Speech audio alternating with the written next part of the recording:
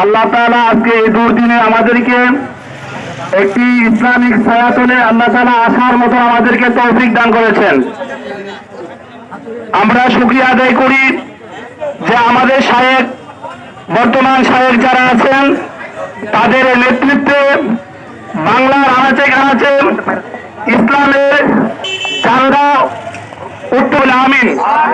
আমরা জোর দাবি করি, আমাদের একটি আশা, সামনে যে আমাদের সংসদ নির্বাচন হবে সেই নির্বাচন যেন পেয়ার পদ্ধতিতে হয়।